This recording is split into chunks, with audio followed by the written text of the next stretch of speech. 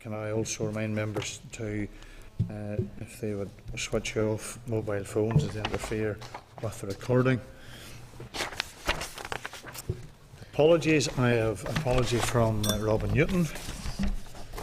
Can I just run through a few issues in relation to the Chair's business? First of all, welcome members back after recess. No doubt there will be many issues that we'll go through this morning which will refresh our minds on many of the issues which are prevalent in relation to education. Can I also welcome a new member to the committee, Sandra Overend. This is really your first full meeting, I suppose, so you're very welcome, and we trust you have an enjoyable time on the Education Committee. Can also welcome a temporary member of staff, Jonathan, so he's with us today. And also, I suppose, one of the things, first of all, we should really register is on behalf of the committee and pass on our congratulations to all the students in Northern Ireland, teachers and parents following on from the GCSE and A-level results.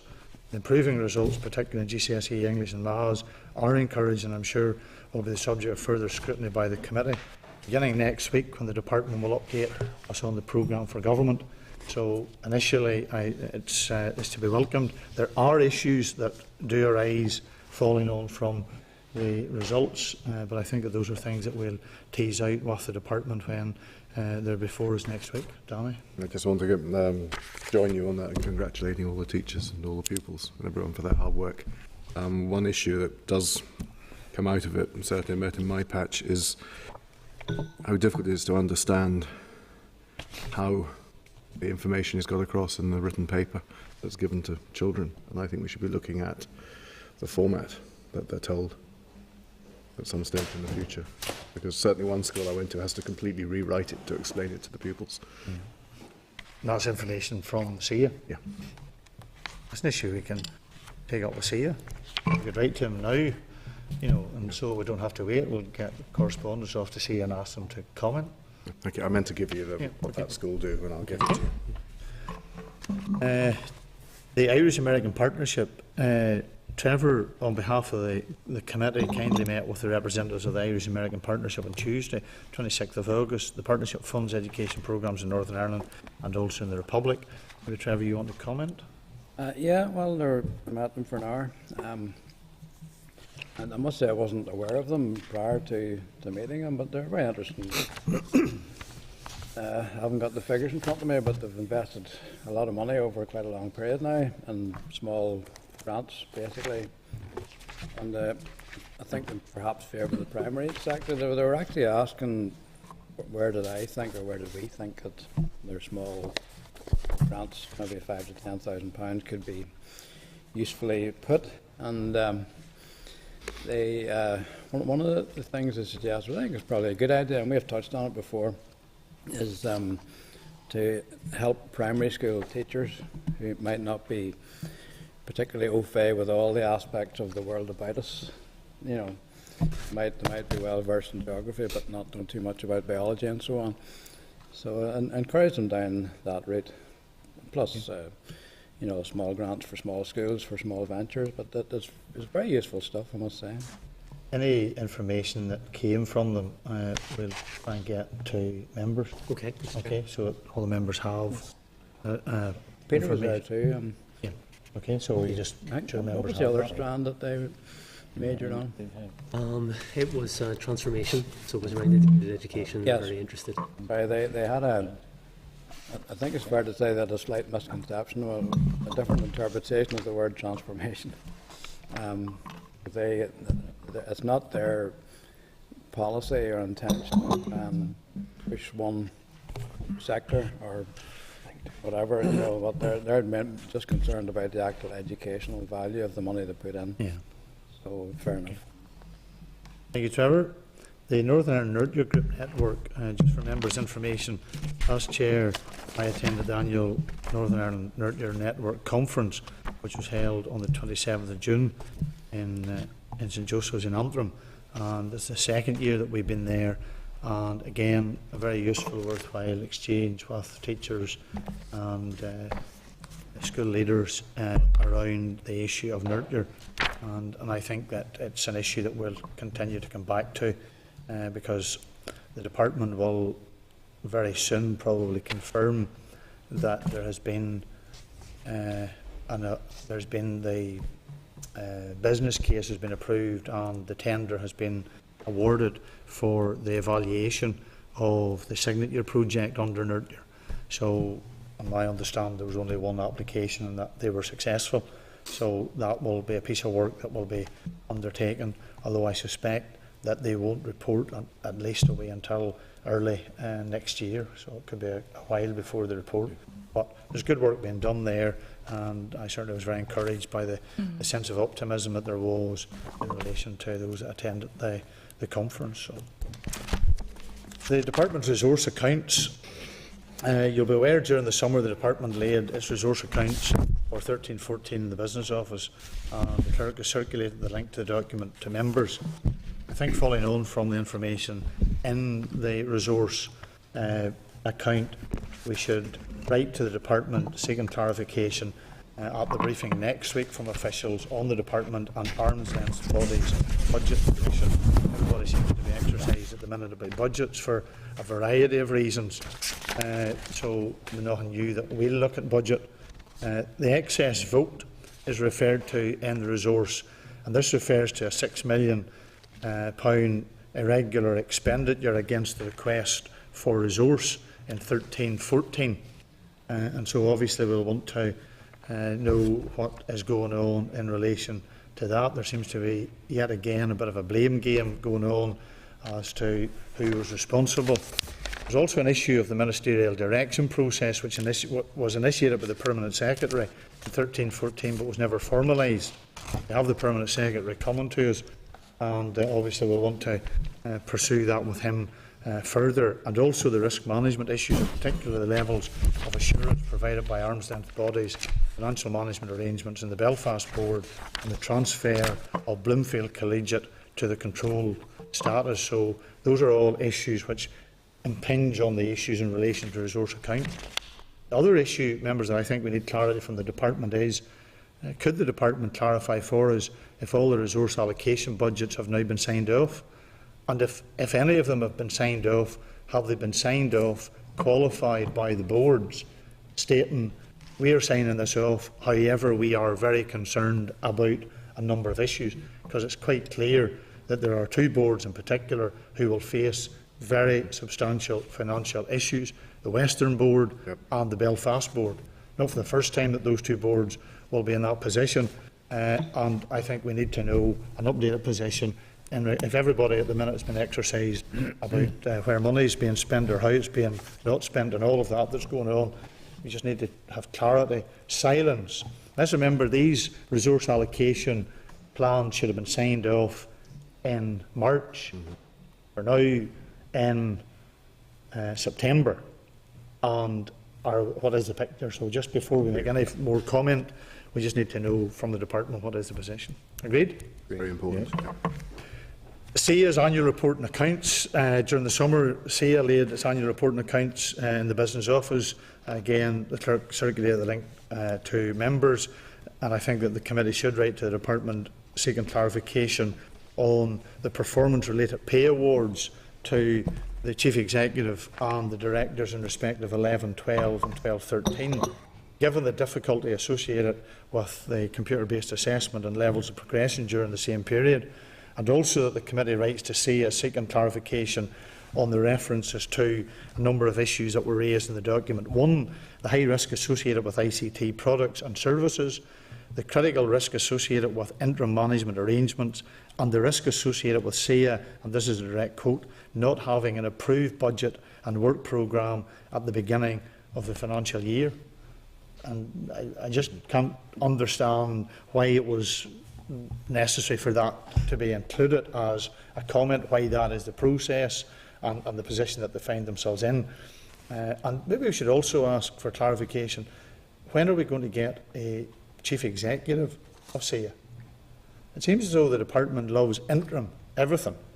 We've had an interim Chief Executive in SIA now since 2007, I think. So it was advertised. They have had interviews, and we have no decision. So we just need to know. And I have to say, I have a lot of time for SIA. It's an organisation that we have been critical of, but it has a huge workload, and I think in the light of that workload does exceptionally good work. So just like clarity as to where we're at in relation to their Chief Executive. Okay, members, that's all that I want to raise. Then we'll go to the draft minutes of the 1st and 2nd of July, and they're at pages 5 to 15 of your pack. Glad to see you have all got your computers in front of you and you're all able to get there now. Good old paper. Yes. Okay, any comments in the draft minutes? Agreed? Yeah. Okay, there are no matters arising, but we'll proceed and most of it, if there's any things that's in there, they're all covered in other bits and pieces that we'll pick up as we go through the meeting, so there really wasn't anything around matters arising. Okay, members, can we then move on to an issue, and that was what really taxed our minds just before we came to the end of recess and into recess, and that was teacher redundancy scheme. The written briefing that has been provided by the department. You'll have the clerk's cover note is at pages 19 to 25 in the papers, and you'll find the relevant correspondence from the management side, minutes, copies of correspondence which was issued to the employing funding authorities throughout the teacher redundancy process. I'll just ask maybe the clerk to maybe give us an overview as to where he sees us at in terms of these papers, and then there's a couple of things I want to just highlight in relation to the minutes, which I think raise an issue. Thanks, Chair.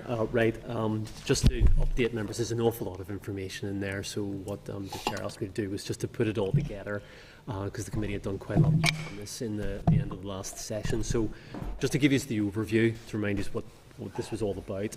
My covering note sets out the timeline for the teacher redundancy process.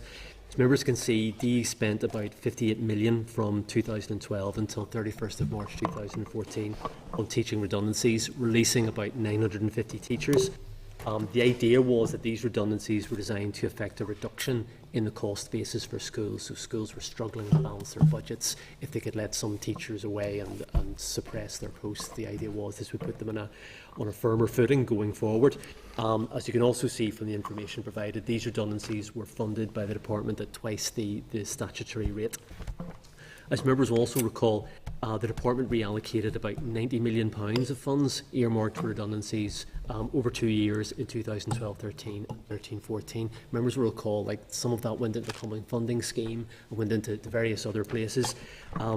DE then tightened its guidance on redundancy in December 2013 and asked the funding authorities, so that means the Education and Library Boards, Voluntary Grammar and GMI Boards of Governors, to identify suitable candidates for redundancy.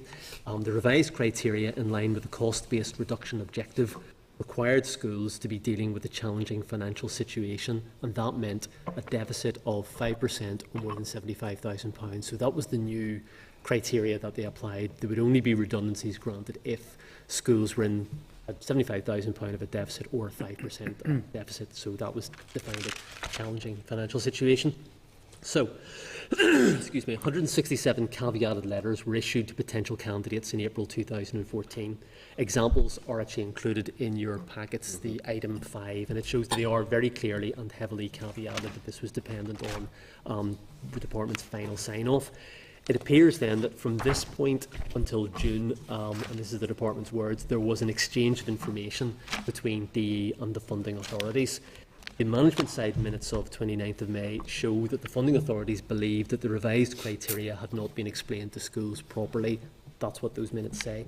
It also appears, and this is less clear, but it appears that in previous years, if a caveated letter was issued to a candidate, so a teacher looking for redundancy, they get their letter in April, and then if they heard nothing until June, in prior years, that meant, in effect, they got away. So that meant they had been successful. They didn't actually mean that, but that was what happened.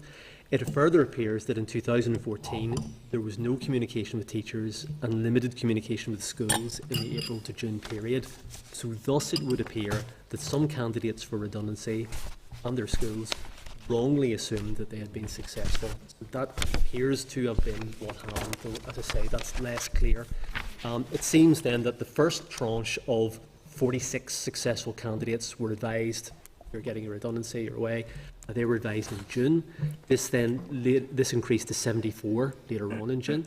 The Minister considered a paper in mid-July and then authorised a further 29 redundancies.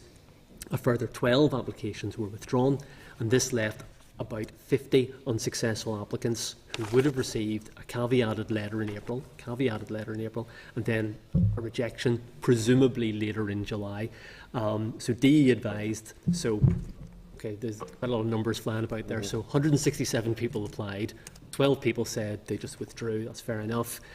About 50 were unsuccessful, and then there were about 103 that were successful. And if you add that up, it doesn't actually come to 167, it comes to about 165, but I think one or two have disappeared somewhere. But I don't think that's a significant issue. I think these numbers will be a wee bit fuzzy around the edges anyway.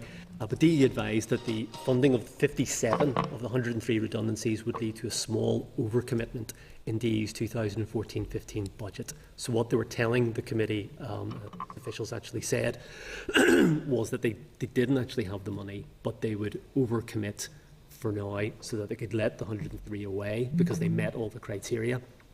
And I think the idea being that as the year proceeded, the department, because it's a small amount of money and the department is a £2 billion budget, they would be able to probably make up that overcommitment as the year progressed. So that's basically what you have in front of you, Chair. Yeah, thank you. And I think we should caveat what we have to say in this issue. Our purpose should be about trying to ensure that we retain teachers because they're a valuable resource. However, there's a process in place for a redundancy and for this cost-saving exercise. My main issue is, yet again, the absolute fiasco created by the department. We called Laverne and Trevor to the committee before, or just the first week in July was. I have to say, that was an exercise of trying to shift the blame. You'll remember there was two comments that were made. One, that the managing authorities didn't understand, and two, that they maybe jumped the gun. Then when we put it to the member of the board who was present, he was not going to buy that, and then of course Laverne said, oh, but hold on, I'm not saying that that was the case. However, when you go, and this is now where it gets interesting, and this is the only comment that I just want to make on this, and then we'll bring in members. We asked for the minutes of all the meetings between the managing authorities and the department. The one that's the most telling is the one dated the 29th of May, page 75, page 76, where you will go to redundancy process. Mr Mulholland, who is the chair, confirmed that each employing authority had received correspondence from the department dated the 28th of May containing details of initial departmental consideration of the applications for a teacher redundancy. Members expressed great concern at the content of this letter, and Ms Montgomery Laverne confirmed that each application had been considered using the four criteria. And then we get the four criteria. The four criteria were based on, because paragraph 5.1 says, members considered that the criteria referring to school managing a challenging financial position appeared to have been refined to consider only a school's financial position at the 31st of March 2014. What when you then go to the next paragraph? What does Mrs Montgomery read in to the minutes of the meeting? Advised that given present financial constraints there had been a need to prioritise accordingly, she suggested that as a result of the DE letter of the 28th, employers should submit any additional information to further support the four criteria as soon as possible, and in particular information should be provided regarding the projected financial position of the relevant school at the 31st of March 2015. Well, that sent the schools into a spin because it changed the goalposts. And we now have schools, I had schools in my constituency who did all their financial planning, who were doing it on the basis of getting teachers out to manage their budget. And there was one teacher who wasn't going to get out. We were going to leave the school in a very precarious situation. So I blame the department for the way that they handled this. And I'll tell you how I have evidence, because we have other evidence from the department that clearly underlines just how poor the department communicates with itself. Go back to the issue of the regulation of the teaching profession. Remember the whole issue to do with GTCI and the General Teaching Council and registration of teachers. I have a letter that the Minister sent, and in that letter, in fact, it's the written ministerial statement that we all got during the summer. I'm sure you read all the stuff that you got during the summer. Oh, yeah. I've no doubt. Now, in that letter, or in that ministerial statement, what does the Minister have to admit? I think it's terrible that a Minister has to be brought into the public to admit this. In 2009, the Department made a commencement order which enacted the repeal of the Department's powers under the 86 Order. However, a breakdown in communications within the Department resulted in the lack of wider awareness of the implications in respect of teacher regulation. They can't even talk to themselves. And this is the Department then that can't communicate on time and with information which is appropriate to the managing authorities. Jim Clark was at that meeting from CCMS. He considered that there had been a breakdown of communications between the Department and the employing authorities. It's not often Jim Clark and me are in agreement. There's obviously a clear example where CCMS is saying total and absolute breakdown. And I just think that this is another example of how the Department doesn't communicate accurately and on time. They changed the goalposts. So I don't know where this leaves us now. That process is over. And everybody has got out, I think, that wanted to, as set out by the clerk. But maybe the committee should write to the Department to raise this issue on the communication lessons that have been learned for the 50 teachers who received rejections in July, and whether the Department makes appropriate use of the management side meeting. These issues were being raised. If you go through these minutes, these issues were being raised. But where are they being addressed?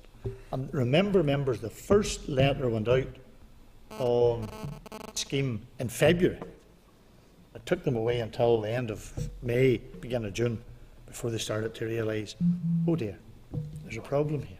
And they created a crisis which didn't need to be. So I think we need clarity from the Department. Have they learned anything from this? Danny, and then Thank you. Thanks, William. I certainly Jonathan. I agree with all you've said, but especially we need to know from the department what they've learnt from it. But I'm also keen to find actually how they communicated throughout the summer. Because if you were a teacher thinking you had a redundancy and you were either going off on holiday or whatever your break is after all the work they've done throughout their lives, I'd like to see that they were handled properly and kept informed, and that particularly when you get to the 57 that didn't get it, how soon were they told, or did they sit there all summer waiting? You know, were they given a good information at the beginning that it was very unlikely? Can we find out just how that communication went on? Because we really have got to get this right so that it never happens again. Thank you.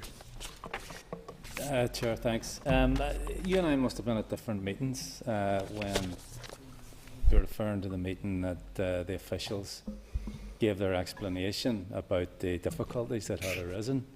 I mean, I thought that you in particular, Chair, and other members gave Laverne in particular a very rigorous interrogation about what had happened. And to be quite honest, I don't think a blow was landed. I think she gave a very cogent, comprehensive and robust defence of the department, while at the same time accepting that there were issues around communication, lack of communication, and that there could be improvements in that area. But, I mean, I would have to say, and I said it after the meeting at the time, I thought it was one of the best performances ever by an official at this committee. Well, as all of these things, that's a matter of opinion. But the one thing that was missing at the meeting, Pat, was this: the minutes of the meeting of the 10th of May, because they hadn't been signed off, and we didn't have them. We didn't get them until maybe 2-3 weeks after that, and then we discovered that the department had changed the goalposts. That was never conveyed to us at the meeting that we had with Laverne, that there had been a letter gone out saying the financial position as of the 31st of March 2014. Then they get a letter, the managing authorities get a letter dated the 28th of May saying, oh, but now it is the 31st of March 2015. They changed the goalposts, not the managing authorities, not the boards, not CCMS, not the department, or not anybody else other than the department. Why? because there was ambiguity and there was mist around this phrase, schools managing a challenging financial position. That was the issue. And so I still think, and you're more than entitled, not the first time we'll disagree, not the last time, but as far as I'm concerned, the department made an absolute hames of this situation. And I don't know whether you had any teachers in your constituency. I had teachers in my constituency. And all I have to say is it was shameful the way they were treated. People deserve to be treated. And Danny raises the point, what was the communication? The boards didn't know. The boards were waiting on the department. And it was this, just this constant going round again as to, oh, but we have to get clarity from the department. We got the clarity. And if you read that, I think that minute of the 29th of May is the one that gives you the managing authority's point of view, the concerns that have been raised and the way that was handled. And I think it needs to be, there needs to be lessons learned. Yes, Chair, and I had teachers in my own constituency and was lobbied by a number of teachers around this issue and principals. But, and I mean, Peter made this point when he was giving us that briefing there, that all the letters from the department were heavily caveated. All the letters from the department. And that's the important issue. And, you know, if people misunderstood that, you know, Laverne made the case when she was in that perhaps, in spite of the letters being caveated, that the department didn't communicate sufficiently the difficulties that might arise as a result of budgetary pressures. But there's, so, and we'll agree to disagree on this. But I have to clarify something. There's a difference between caveat and changing the goalposts. In the letter of from February through to the 27th of May, it said the challenging financial position as of the 31st of March 2014. Post the 29th of May in the letter received by the managing authorities, it then said the 31st of March 2015. That's not caveating, that's changing what's in one letter to another. You can't, there's no getting away. They changed the rules. And they changed the rules at some stage, and I don't know why, and that's what we need to find. Why did they change the time from 14 to 15? What was, because that has, and this is the thing that we now need to know, as a result of that, what schools, and I have no doubt that there are schools, and I'm aware of some in my own constituency, that are now in a difficult position financially because as a result of that. And those schools, the managing authorities have written to the department about those schools, and they're still awaiting a response. So we need to now know what schools are still impacted as a result of this process. That's not caveat. Them's facts that are going on in schools today. Sean? Thanks, Chair. And, you know, when you think of schools, to the best of my knowledge, I have still teachers in my who had to go back into school, having had their leaving dues in June and whatever, and have to go back in school now. So the stress of those people, but also the stress of principals and senior management in schools. You know, there's a myth out there that school closed on the 30th of June, but the senior management, whatever, spent the most of July trying to work through this, and then to come back in early August to begin to rejig the timetable because of changes in staff and so on. I believe we should be asking Laverne and co back in front of this committee again. I just don't think writing a letter is enough, because there are many issues touched on, you know, including, you know, the whole voluntary redundancy thing has to be sorted out first before a school can move to, say, looking at compulsory redundancies. So you have schools that maybe got their voluntary redundancy sorted out by the end of July or August or whatever. If they are in severe financial crisis, they're going to have to move to a compulsory voluntary redundancy scheme, which you have to give a teacher 4 months' notice. So you're talking about Christmas. So, you know, is the department going to take on board the financial implications of having to hold teachers for another 4 months, even if they have to make this terrible decision? So there's that, and there's many, many other questions that I would like answered. And I think Peter made a very relevant point, and I think we're all here, while we're talking, we're maybe in different pages to some extent, I think we're all on the same pages in terms of that we need to be on a firmer footing going forward. Because, you know, are we going to get into the same fiasco next year again? So my view would be that we should have Laverne and company back to this committee. Okay. Jonathan, we'll come back to that point in a minute or two. No, Chair, it follows on very much from what is being said here. To me, the whole thing's been a complete and utter debacle. I'm chair of a board of governors who had to make those hard decisions. We made them on the basis of the 3-year plan, which every school is supposed to do. We were told under no circumstances was any teacher being laid off this year in our school because of the criteria set out, and your hands are tied around all of that. But what it has led to, and I find it interesting that they changed the goalposts. They clearly didn't tell all of the managing authorities, i.e. all of the boards, because that was never conveyed to us. But what it has led to is whenever you refuse to allow redundancies in any school, all you do is backload the problem, because the financial difficulty then becomes twice as big the following year, 3 times that the year after, because that's the way the finances work. So instead of, unfortunately making one person redundant this year, and there was a volunteer who wanted that, they had to be told no. What it means is next year, Chair, we're going to have to lay off 5 people instead of 3. Now, that's the absurdity of the system that the department has come up with, because the one thing we're told is to keep our finances correct. Now, we will keep our finances correct, but this is having a major detrimental impact on teachers out there and the numbers of teachers that are now going to be made redundant. And I think our colleague's right here. We do need the department back here to explain why they can't sort these issues out. Okay. Thank you. Trevor? Yeah, you do despair sometimes, because everything that every programme that the department embarks on appears to become complicated. And I would have thought at the very start of this that this wasn't necessarily a complicated process. You have a cost reduction programme. It's not a voluntary reduction programme. You make it absolutely clear. You lay down the criteria and you run it through, and you do it in good time. Now, every one of those points the department is guilty of not adhering to.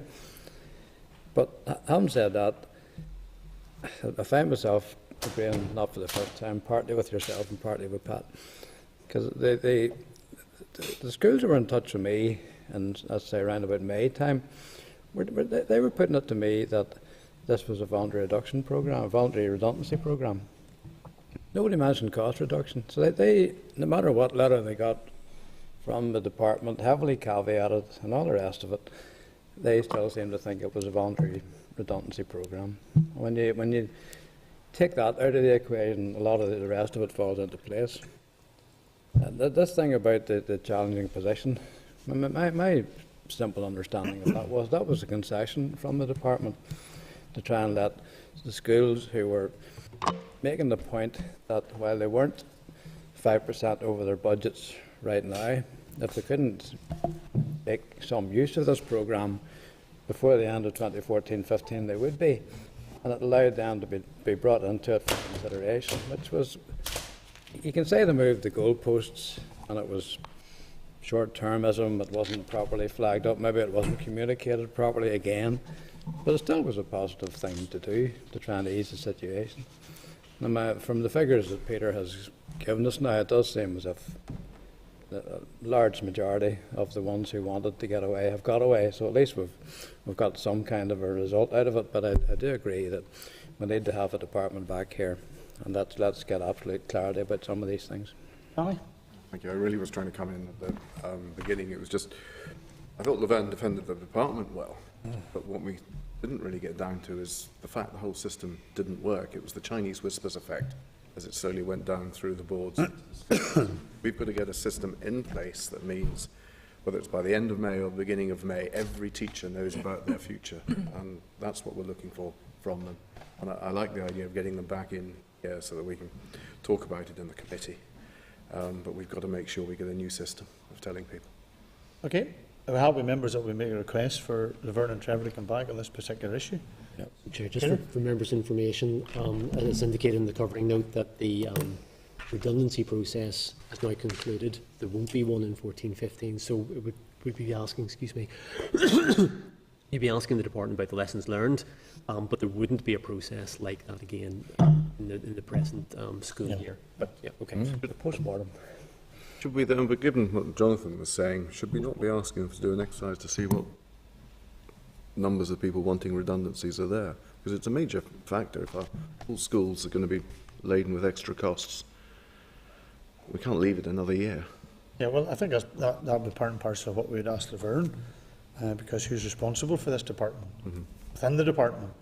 So I think those are the questions that we would be asking her. Okay. Yeah. Any other questions in relation to that? If not, then members will move on to correspondence. We'll have a fair raft of correspondence that we've had over the summer. And if I just highlight a few issues that I think we just need to maybe tidy up or respond to, and then if you have any particular ones that you want to raise, then just indicate and we'll go through them. So the correspondence are at page 142 to page 432, so there's a fair amount of stuff. So we've had 40 items provided under correspondence plus 3 tabled items. Page 151, early years. The department has not given a clear answer on the level of engagement by parents with the early years allocation process. It's also not clear whether its plans to standardise patterns of attendance means that there will be an equal level of full-time provision in all parts of Northern Ireland. And page 153 of the correspondence shows that right now there is significant variation. So I would propose that we write to the department seeking clarity on those particular points. So it's all around this whole issue of the engagement with parents, the allocation process, and whether its plans to standardise patterns of attendance means that there will be an equal level of full-time provision in all parts of Northern Ireland, because it's a patchwork quilt at the minute. Okay, Danny? It was just that the department's aims to ensure at least 1 year of preschool for every family. The statistics we've got don't look at every family, they're just on those that have applied. Do we anywhere have an idea of the total of families that should be applying and what we're not delivering it to? Chair, that's actually in the correspondence. If you look at my sort of initiating correspondence, what triggered this off was the CYPSP, Children and Young People's Strategic Partnership, Strategic Plans, produced some numbers, and in it, so you can see it's at page. 151. Is it? You're better than me, but yeah, it's actually 157. There's a little chart there, and what that appears to show was that the percentage of families engaging with early years had dropped from 2006-07 to 2012-13. Now the department comes back and says no, those numbers aren't right. That they're actually the numbers are slightly different, but it's still not quite clear what they're saying. Just seeking further clarity. And there's the separate issue about patterns of attendance, but that's where that came from. Yeah. That was CYPSP numbers provided to us by actually from I think it was the HSSPS sent us that. It seemed to show something, and that's why the committee followed up on it. Well, that's why I think we've got to keep pushing it, because there's a whole lot of people we may not be accounting for that aren't even considering getting their 1 year. Okay. Page 158 to 62, integrated education, and the correspondence from the department which refers to the NEEDS model and the integrated education, and a letter from the principal of Drumragh Integrated College to the Minister seeking an update on the retaking of the DP, the Development Proposal Decision. Obviously, remember, members, this whole issue went to court. I think we would need to write to the department to get an update on the Drumragh situation, and also seeking clarification as to how and when the integrated sector growth over and above population growth has been included in the area plans. Trevor? Yeah, well, I'm glad to hear you say that, Chairman. If you read Nigel Frith's letter, he makes a couple of valid points. First one being that the Minister offered to retake the decision on Drumragh in October 2013, and as a result of that, Judge Tracy didn't impose, as definitive judgment about the situation. He left it that the Minister would retake the decision, and that was part of his overall comments. It seems that the Minister had, between October 2013 and June 2014, probably July 2014, has done nothing about retaking this decision. And now he seems to have taken the view that it's not a question of reviewing the decision or examining his actions or whatever in the whole matter. He's got to rerun the whole development process, the whole development proposal, which it's not. I'm not surprised that the principal of Drumragh has written on the 1st of August, and in a very polite manner, but making some very specific points, because the judge didn't make a definitive judgment on the understanding that the department would retake it. I'm sure he didn't mean retake a decision in 2017. He meant look at it straight away. So, if it sounds like I'm getting a bit exasperated by this, it may well be this will end up back in court. Yeah, it may do. Yeah. Because obviously, if you read the tone of the correspondence from the principal, and I think members, we went to Drumragh, we've met Nigel. He's a person who's exceptionally capable, and I think is very good at articulating the points and the issues. And I think he raises concerns that haven't been addressed by the department, and we just need to know how does this retake. Of course, it raises all sorts of issues around what does retaking a decision mean, how does it affect the development proposal process, how does it affect area planning, how does it affect Lissanelli, how does it affect the issues in relation to capital provision. So there's a whole raft of interrelated issues which are particularly cogent to Omagh and the situation of Drumragh. So I think we need the department to give us some answers in relation to those things. Absolutely, and I mean, don't forget, sorry, Chairman, that the Minister's position still is that there will be no other capital investment in the Omagh area Other than until Lissanelli is completed. The Drumragh is excluded from Lissanelli, but still has a problem over capacity. And we go back to parental demand. Once you start me on this theme, it could be out all morning, so I won't. But okay, thank you. Page 210 to 223, and also in tabled items, there's information in respect to the department's capital programme, clarifying a few issues and providing the July capital programme update. Tabled items, we have now received the August update. How we get the table which sets out the progress in relation to capital provision and the programme. You'll be aware that a concern that's out there is that the small number of capital projects which have actually got to the point of construction being underway, and I would suggest that for now we would note this information unless there's any other specific issues that people want to raise in relation to capital. I think, Chair, it's not a lot of them. Certainly in our area, one of the big builds, it's the planning. Yes. A lot of planning issues are coming, so the whole thing gets slowed up by planning.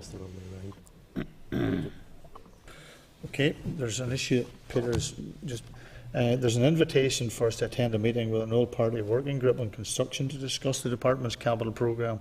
That's on Tuesday the 16th of September at 12:30. Is that invitation for members or just for me? It's for yourself. Right, okay, well I'll look and see if I'm able to attend. If I'm not, then we'll liaise with members or who wants to be able to attend that. Okay? Because obviously the construction industry has issues of concern around the issue of capital, so interesting to hear what the all-party group has to say. I'd lay a bet a lot of it will come down to planning issues. Yes. Okay. Page 229, Science and Stormont event. I've been asked to participate in the Royal Society of Chemistry, Science and Stormont event on Monday the 13th of October in Parliament Buildings. Is the committee content that If you can't, and if I can't, then somebody from the committee. I think it's joint between us and Dale. It's actually Basil and I. It's the all-party group, I think, is Right, okay. organising it, and I think that Mr. Swan will be on a panel with yourself if you're free Okay. on that day. Page 231, Safe Transport Awareness Event. That's an invitation for us to attend the Safe Transport Awareness. That's on the 23rd of September in the Long Gallery. That's in the Northern Ireland Association of Transport, Federation of Passenger Transport. So that's in the invitation. Page 305 to 318, Savings Delivery Business Plan and PFG. We have correspondence from the Department including an update on the 12-13 Savings Delivery Plan and the 13-14 and 14-15 Business Plans and the Programme for Government. So if we would note these for now, because we have a briefing from the officials on these next week. So just to highlight them to members so that you're aware, and they'll be there. Page 329 to 342, Northern Ireland Teachers Pension Scheme. The Department has launched 2 consultations, oh dear, on members' pensions. So be ready for, just keep redundancy in the back of your mind, or savings schemes in the back of your mind when we go with this one. So we have one on the pensions. It's concerned with changes to contributions, and another is much more wide-ranging and relates to embedding the proposals agreed in the Public Service Pensions Act. So the consultation concluded in September, and officials will brief the committee in October. So I propose that we note the relevant correspondence for now, because obviously they'll come back to us as the protocol is, and in October. Yes. Okay. Thank you. 375, Pete. There's a request from Pete, the Parents Education as Autism Therapist, to meet with me as chair of the committee. Are members content that we would agree that, diary permitting? Okay. Page 377 to 380, Teachers' Eligibility. You recall the committee received a briefing before the summer about the proposed statutory rule correcting an error relating to the department's authority to deregister teachers, which is really following on from the ministerial written statement that we got. The committee deferred the consideration pending a briefing from GTC-NI on the 17th of September, and I understand the department has unexpectedly not made the rule. So I'd propose that we would note the relevant correspondence for now and consider this again on the week after next. GTC is actually coming to us. They are. They're still coming on the 17th. Yes, they are. So the department hasn't made the rule, so we don't know why that is the case, but we'll wait to hear from GTC-NI. Mr. Chair, can I come in? I wanted to sort of on that, when they come in, I want to ask them really whether they got the resources to do it all, because it's putting a huge extra burden on them, isn't it? The rule in question, Chair, actually allows the department to do the deregistering. Right. The question Yes. about General Teaching Council will take that over when the bill is passed. But I think they would be very pleased to tell you about their situation regarding their business plan. Okay. So I'll give them that heads up. But it's actually the department that's Thank you. doing the first thing. Okay, then page 417, Health and Education Issues. We have a correspondence from the Public Health Agency on the access to health services for school children. As part of our strategic planning discussions just after this meeting, I expect that we would agree to take up this issue again later in the year, because it's an issue that we have already penciled in as an issue of concern. So we're content to note that correspondence. School uniforms and tabled items. We have correspondence from the department to a letter sent some time ago relating to school uniforms. This issue resurfaces. These are one of the perennials that always comes around, like the 25th of December, the issue of school uniforms.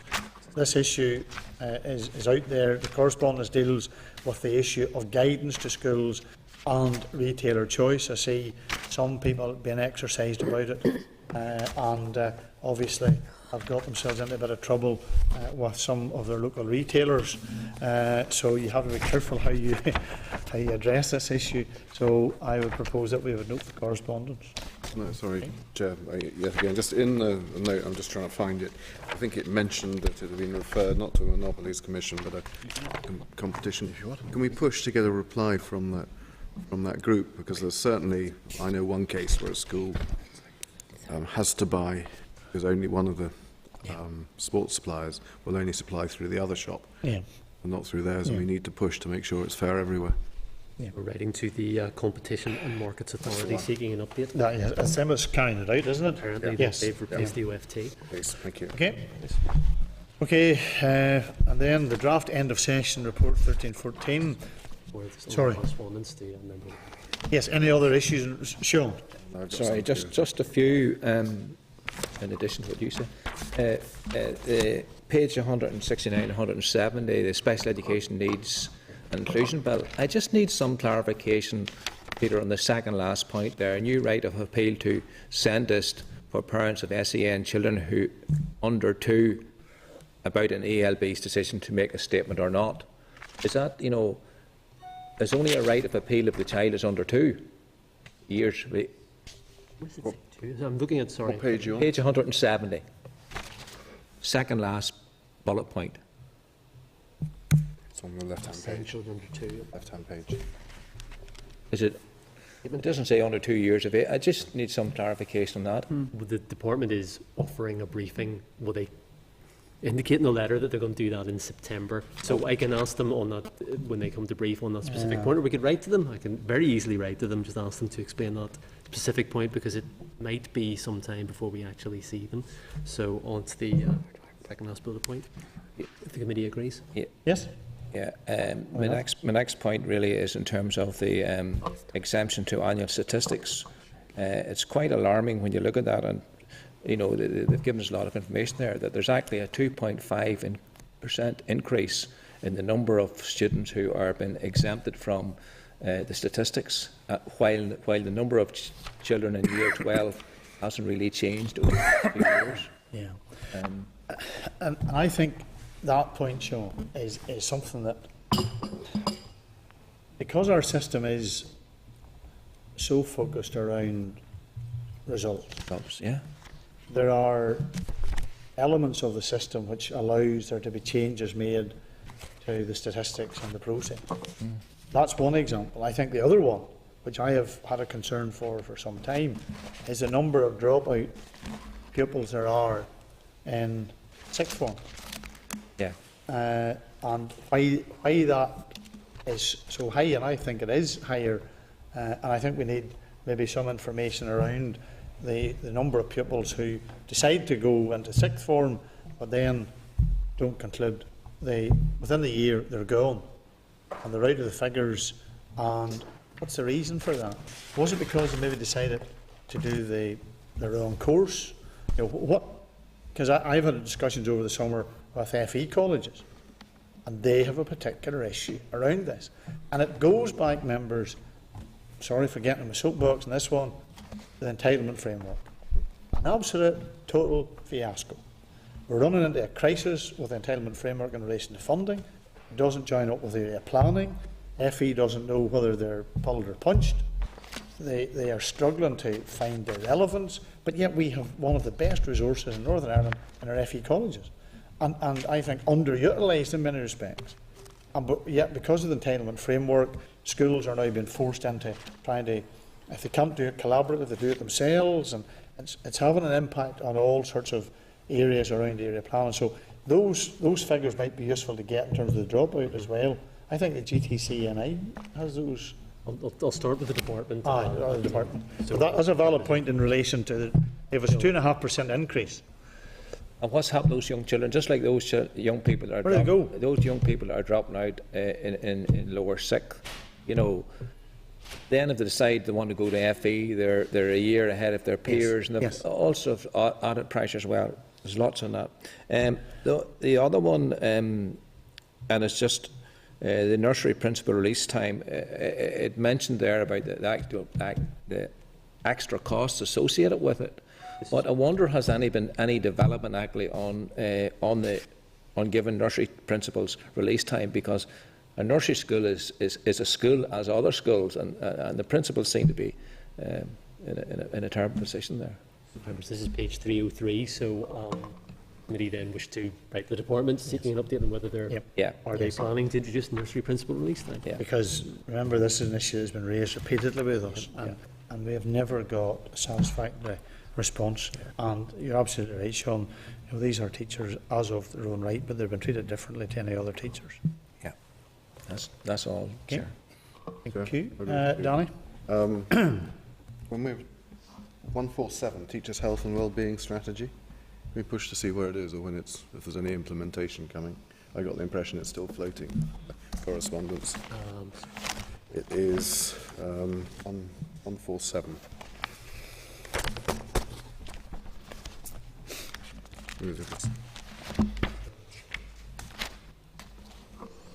Okay.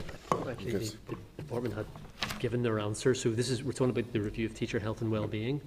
So it's the follow-up to the PwC report, which was in 2001. So the department is then just given a list of things that it does to improve teacher well-being, the things like the maternity scheme, the job share scheme, and career break. So that's what they say they've done. Yeah. So that's their answer. Do we know if they are happening and work?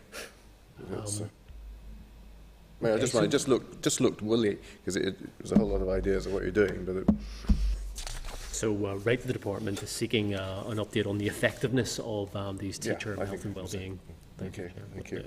Then, Chair, 173, when we're talking about use of school premises, I don't know whether we have any powers on it, but it's been raised with me on other issues, the 10 million insurance that people are now being asked to pay. Is anyone in government challenging whether it needs to be 10 million, whether it could be 5 million? It's becoming standard, but if we don't challenge it, it will be standard, and it's an extra cost. Chair, this refers to the community use of school buildings, the guidance the committee saw last year, and what the boards are saying is, well, why does it have to be £10 million of indemnity insurance? Trevor, what's the committee? Trevor? This is a former insurance man, but anyway. Well, former, thank goodness. I don't think, frankly, whether it's 5 or 10 makes any great difference. It used to be $1 million. Yeah. When it went up to 5 million, it did make a difference, but and the normal way of going 5 to 10 doesn't make a lot of difference. But the community group was the reason I was raising this. They've been charged more. Well, so it does make a difference. Probably it shouldn't be very much. It becomes academic once you get into those kind of figures. They could ask for 50 million. It shouldn't make any difference. Yeah. So, Chair, is the committee wish to write to the department indicating its support for the position expressed by the boards that 10 million is too much, and also asking whether this is at any impact on the community use of school adverse impact? I think say could be too much. I think the other issue too is what I think is aligned to all of this is where's the department at in terms of guidance to managing authorities as to how they will engage in community planning. Because community planning is going to be a power which is now given over to the new local authorities as of the 1st of April 2015. And what work is being done around ensuring that we have real, genuine community planning, because an integral part of that will be access and utilising to the best possible opportunity the existing premises that we have. And we have many examples across the country where a local authority and an education library board built two almost identical provisions, and there was only a road dividing the two of them. Where if there had been proper community planning, you would have had a proper facility. And we all use Katie as an example of how, and I think does work well in terms of the way that you have a community facility, a school, and all of that. But how's that been rolled out, and has the department given any thought to how that's going to be rolled out with the new local authorities? Chair, I think the committee's asked this question before, and unfortunately I can't remember the answer. Would members be content if I hooked around and brought up matters arising next week? Yep. And then you could forward. Okay, can I keep going? I've got the Tapestry for Colours, which is 183, which is I met with Xenia and spoke to her. I mean, it's a lovely idea, but there's not much money around. But I wonder if we could ask the department what is being done to ensure schools are being taught so there's no racism, no sectarianism, what is within the system, please. Or they don't encourage events to be held in their schools. That I wasn't going to go that way. Well, I think some schools need to take a serious look at things that go on in their schools as well. Some schools are absolutely fantastic. In fact, they probably all are, and we don't know it. Yep. Okay, then 197 to 201 was the scoring system, which, when it comes to shared schooling, I just wondered if we get an opportunity, maybe part of our inquiry. Just intrigued, for example, that they score schools, there's only 10 points in it for us if it has evidence of helping society, which I'd have thought was one of the main reasons for doing it. And another thing that intrigued me was if schools are further apart, they get less points, and there shouldn't actually be a difference to whether schools are beside each other or further apart. We want sharing. I just think it's something we should all have an input in and have a chance to discuss. Chair, if I recall, I think the department is going to make another offer of support for shared schools in September. I think That's right. they told us that. So perhaps at that time the committee could seek a briefing from the department on the protocol on these issues. Yeah, Peter, because do you remember that day in Enniskillen, they actually did say they're in the process of drawing that up that sort of, into We did know that. not criteria, but if you're Step by sharing, step if there's only one class is sharing work or the whole school or whatever, so that there's going to be different bands. There's something from that meeting in Enniskillen. There was something about that. I thought it was the one before. Be but useful, yeah. I think what they're doing is fantastic. I think it's a really Yeah. good way of looking at the logic of getting somewhere at last. Okay. And I'm sorry we have. Sharon, I know you're interviewing. Sharon, No, that does make it. Okay. Yep, thank you. Any other queries? No? Thank you. And again, as always, members, if there's anything that you see you thought you should have raised it in correspondence, we can always take it again next week if it's an issue. The draft end of session report 1314 at page 435, and clerk advises that the figures for committee expenditure will be subject to some revision. So notwithstanding this, is the committee generally content with the 1314 end of session report? Yeah. Okay.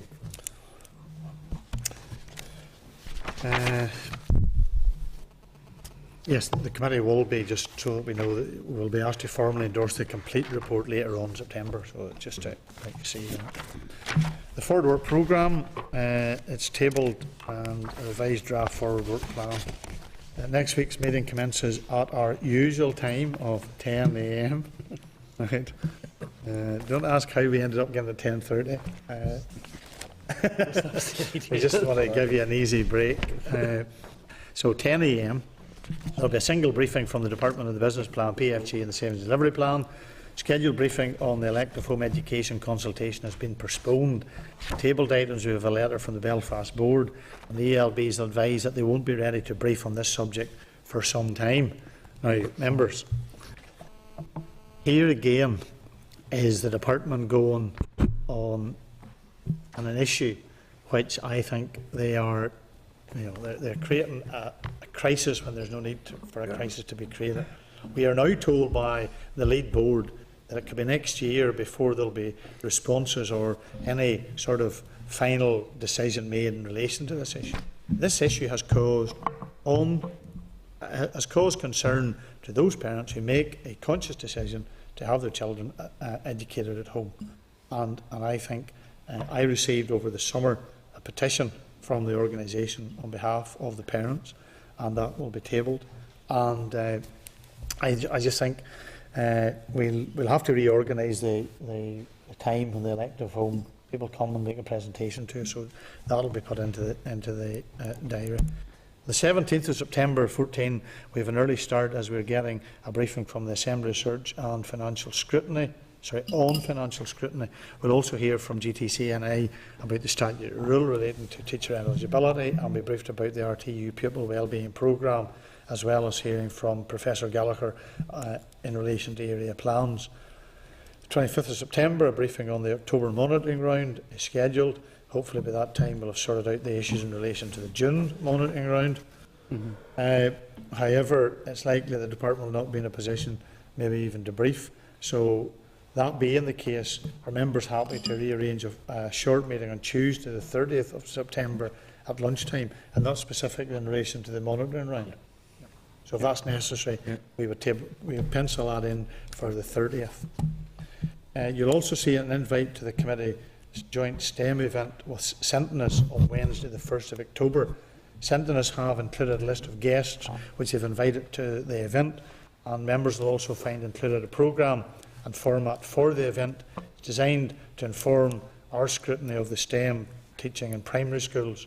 And just on that issue as well, members, we should start doing some work around preparing. Last year we were invited at the BT Young Scientist to consider having our meeting in January at the BT Young Scientist. So and facilities would be made for us. So I think that's something that we should consider doing. Give thought to, maybe Peter, if you would liaise with BT, because it ties in particularly around, and I think we would keep the focus around science, STEM, primary schools and all of that. I think rather than not have anything else around, so that our meeting's very focused on that issue, and an ideal place is to have it. And for members who haven't been to the BT Young Scientist, I know those that went this year were thoroughly impressed. It's a huge event, and I just want to always encourage more and more of our schools to participate. I think that number is beginning to increase. We have a very good success rate, and we just need to make sure that we continue to encourage our schools to do that. Okay. The other is the 8th of October. The ELBs plus CCMS, and separately the department will brief us on primary school area plans. That will be an interesting exchange.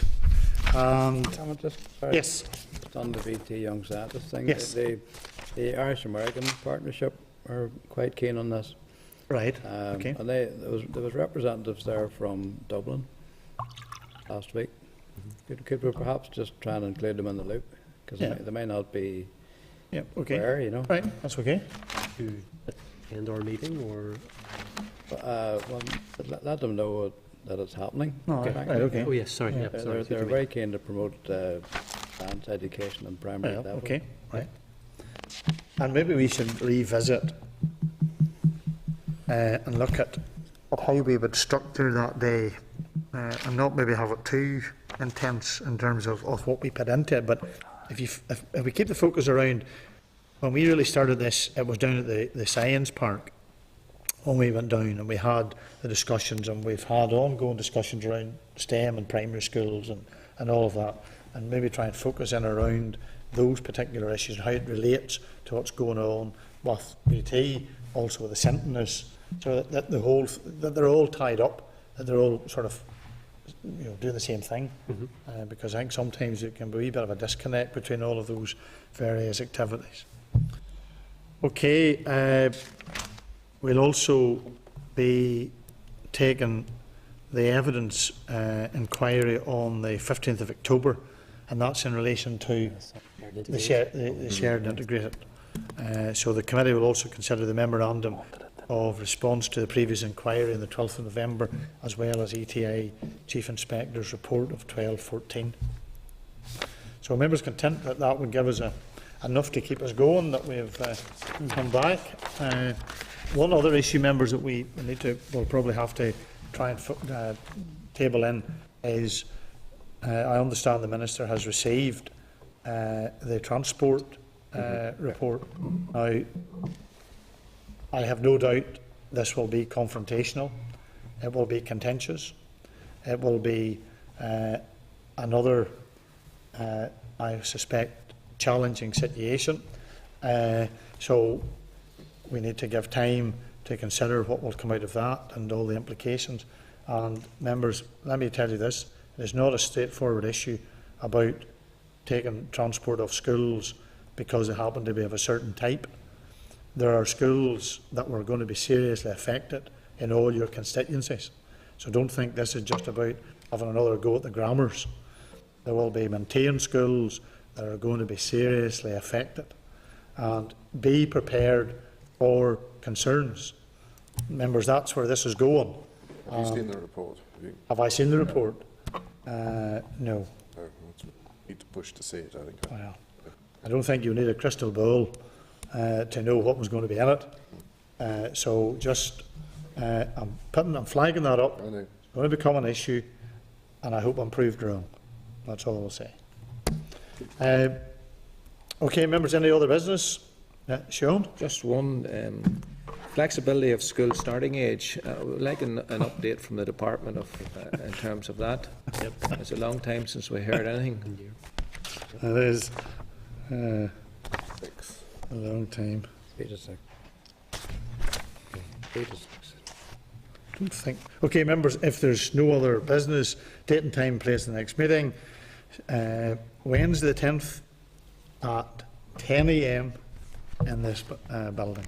Okay, so we'll conclude this part, and then we'll just go into, so we'll go into closed session. Thank you, members.